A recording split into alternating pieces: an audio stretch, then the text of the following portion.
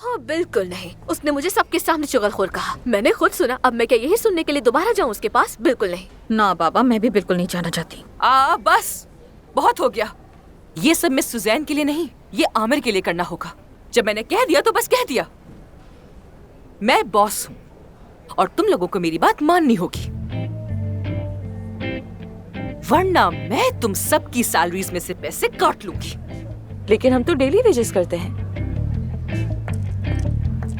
क्या ऐसा नहीं? यही तो मैं कह रहा था कि अब देखो, हमें इनकी ये बात भी माननी ही होगी। हाँ, डरपोक।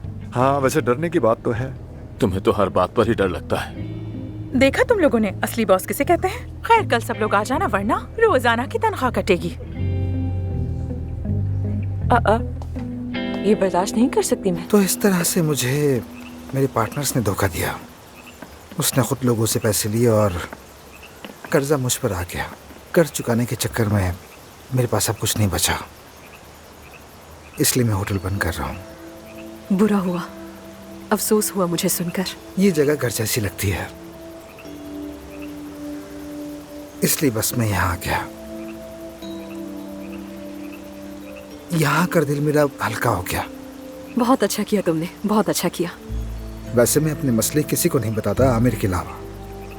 सच कहूँ तो पहली बार किसी लड़की को बता रहा हूँ। वैसे पता है आदि, जब हम पहली बार मिले थे ना, तब तुमने मुझे अपना सबसे बड़ा राज बताया था कि तुम अफसून को पसंद करते हो। याद है क्या तुम्हें?